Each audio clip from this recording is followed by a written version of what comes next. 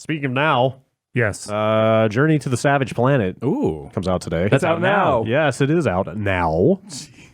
Ben, I know you've been playing some of it. Yeah. I too have dipped into it. Yeah. What do you think? Interesting. I'm What kind of game is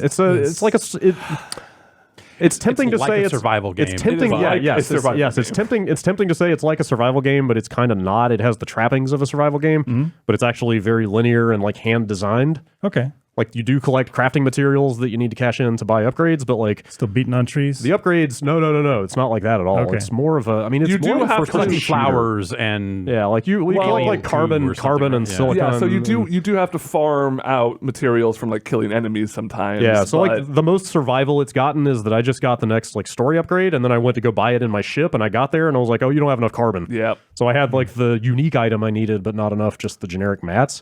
But it's not like it's not open ended. It's not like I'm gonna go out and craft whatever I feel like and like build a campfire or No, whatever. It's you're- very like linear and story driven. Your tech tree only really has like I can't tell, but maybe like 8 to 10 actual upgrades. You mean and like then the unique? unique like, items, yeah. and then a couple like you craft the pistol pretty early on, and then it'll have a couple like ancillary upgrades Yeah. for the pistol. It's like there's a jetpack or and- ammo, and a- or yeah, there's like a jetpack and a grappling hook and like kind of basic stuff, and then Yeah. it's like, oh, now you can use the jetpack longer and stuff like that. how far have you gotten? I got. meant to check my percentage. I think I'm around like 30% completion or something Okay. like that. Are you in the second like set of areas you can fast Yes, travel? I just to? got the that's about where I am. jetpack, like the full jetpack. Okay, upgrade. I'm on the quest to get that. That's the one I couldn't build because I didn't have enough mats for it.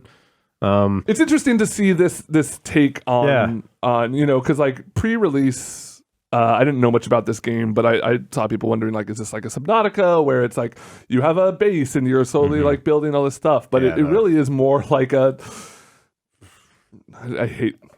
I don't know. I don't Say hate it. to say it. It's more like a Metroidvania. I was totally going to say it feels sort of like a Metroid. Early on, you like see some places that very obviously you can grapple hook to. Also, straight out of Metroid, it has the Metroid Prime scanner that like kind of like flip into this vision, Sure. scan an object. It's going to tell you Oh, what right, this thing yeah. is. Like, Yeah. It's if a it's like an enemy, it'll tell you like its weaknesses. yeah, it's like a legitimately fairly useful scanner. Oh, yeah, actually. I'm Like, it always in actually that thing. gives you a lot of tips about what to do. It highlights anything that you haven't scanned as like full orange, and then stuff that you have scanned is like kind of half filled in. So you kind of always flip to that back and forth just to see if there's more stuff you can search for. And then it'll tell you like, oh, this door has a crack on it. Maybe if you had something explosive, you could get back in here. And Yeah, like I like that aspect of the game. Like I Yeah. first like hour and a half or 2 hours, I thought I really didn't like it because So it just starts very slow. So I played this at E3, Yeah. or pre E3, and it was a demo that basically started at the start of the game. Oh wow, okay, yeah. So And I was just like, man, I don't think this is. I'm having a terrible time with this. Like by about 90 minutes into it, I was like, I don't know if I want to keep going with Yeah. this. And then I got the grappling hook and the double jump, and I was like, all right, now there's something here. all I could really think was like, this is a really hard game to demo at an event like Yeah. this Well, because it's not just being at an event, because like I said, I think even playing it at home, like it really Yeah, takes some yeah. time. But I think It's for me, just- it was like it was all of that compounded with the knowledge of just like I'm going to walk away from this, and if I ever choose to play this game again, I'm going to have to start from scratch. and you can't so really none pop of it someone matters in the middle Yeah, of that well, game yeah, because yeah, you have it's so like- many weird upgrades Yeah. at that point that right. you wouldn't So, really like, know but where it to go. was what to do. like a really bad demo. Yeah, Like, just I think- sitting down for it and just going like, okay, and they've got their like, okay, did you guys find the game funny at all? So No. that's the other thing, is that it really wants to be a funny really game, and I thinks would say like maybe 10% of the humor is landing for me. I think it aims for like what a Control does, and then lands closer to what was that snowboarding game? Amped 3. Amped 3. Okay, see, I really But liked Amped but 3, in but- 2020. Yeah, Amp 3 came out a long time ago. Yeah, A lot of like sure, yeah. funny advertisements for your fake food, and we're gonna list like it's the whole joke is like the food that they eat is this purple synthetic goop, but here's like it can taste like Parmesan cheese or Frito, and then it just like lists like 50 things. Yes. Yeah. Increasingly ridiculous things it can taste like. That's kind of the whole vibe of the joke. It made me actually like. I appreciate this more. It made me hate Borderlands more, because the thing about like Wow. two games that I don't necessarily find extremely funny, but Borderlands, it's in your face at all times. You have to listen to the characters. It's everyone screaming Yeah. jokes at you. This is like you go back to the ship and there's an ad playing on your TV. And you can just like that keep you can doing just- your thing. And, Yeah. yeah. Yeah, totally. it's pretty easy to ignore. Although, like well, I don't know what the budget of the game was. They should have maybe made a few more fake TV commercials because they start repeating pretty frequently 20 or 30 minutes into the game. Because you're going back to that ship a lot. Yeah. And you've got a computer AI telling you what to do, and she's kind of that like, I'm very upbeat and twee about the delights of committing murder type stuff. But like, it's not terribly written. Like, I feel like that character is okay. It's there's some genuinely okay. It reminds me of like Invader Zim Kinda, style. yeah.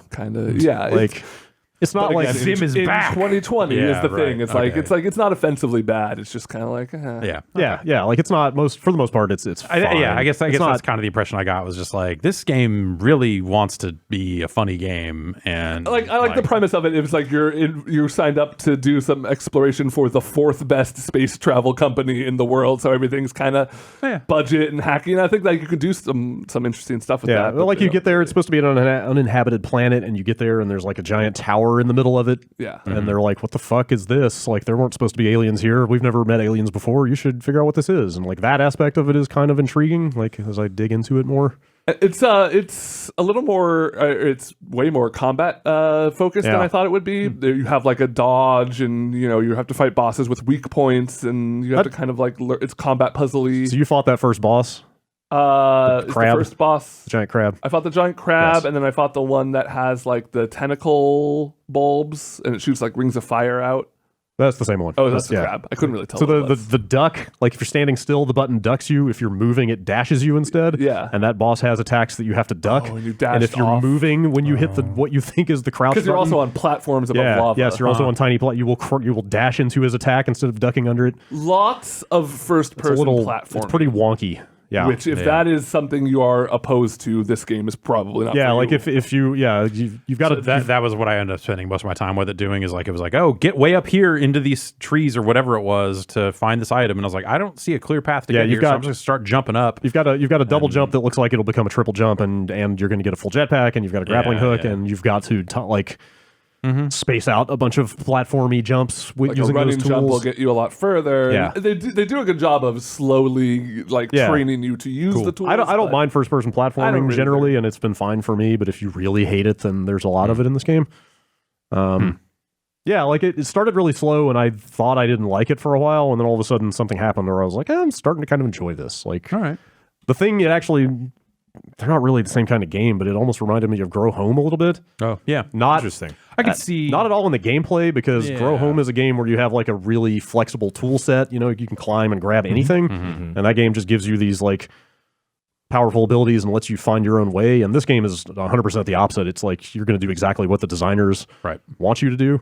I definitely. I was just gonna say, but it's a similar like big, fanciful, colorful world full of secrets. There's tons of secrets in this, like tons of upgrade secrets. I don't know how many of those like the little health? orange blob things you found. There's just tons of like you start with a small amount of health and you can only sprint for like 10 seconds. Yeah. There's tons of like there's 100 of them. Yeah, there's 100 of these fairly well hidden collectibles and every time you get a couple of those, you get more health. I think and stamina. the one and, bit I saw in that game that I was like, oh, that's like funny ish. Was like every time you eat the goop, it's just like, I don't know. All right, you're just kind of like stuffing. You just like that's this game, right? I'm not like making that up. Yeah, you're not even eating. Yeah. I was about to say that is like you like in your mind, you're like, yeah, I'm eating this goop and powering up. But then like the 10th time I did it, I realized he's just smashing it on the front of his helmet. Yeah, there are some like pretty amusing like first person animations. Yeah, the your melee attack is this very like over exaggerated swat. Yeah, like there's some decent personality to it, but totally. but yeah, I'm just getting into the aspect of roaming around this big world, looking for secrets and just kind of having fun grappling around and stuff. Like there's something there. It just takes a little while to get into it. I was a little too I was concerned it was a little too linear up. Obviously, I knew it was going to be a linear game. Like it is a designed world. It's not like a Minecraft, but I just felt that there wasn't enough secrets or weird things until I got to that second area, and you start to realize like, okay, this place is way bigger than you think it is at first, and then I probably don't even know the tools that I don't have that would make exploring this first area be even crazy. Like if they had just maybe front loaded that starting area with a little more of the stuff you're going to get into later, I think it might have made a better first impression. But some sort of abilities. Sure. But I think it's not bad. It's $30, so it's not a huge commitment. It seems like it's, looking at my percentage completion, it's probably like a 12 hours to finish, maybe like 15, 20 hours if you want 100% it. Yeah. Online, any kind of. It has co-op, which we haven't tried yet, but I think No. we might try that for the quick look. Cool. Yeah, it's okay. Yeah, it seems all right. I'm gonna try a little more just to. They do a good. It's a good late title card of like when you first get out there Yeah. and see that big tower, and I was Yeah. intrigued enough to be like, I want to know what that tower is all about, just because it looks so distinct. Yeah, and they do the big in-world game logo stuff like that. That stuff. I hit a point where like for the first couple hours I was like, all right, I'm going to play enough of this to do the quick look, and then at some point I rolled over to like maybe I'll just keep playing this till I finish it. Like Cool. there is something to it, Yeah. for sure. Yeah.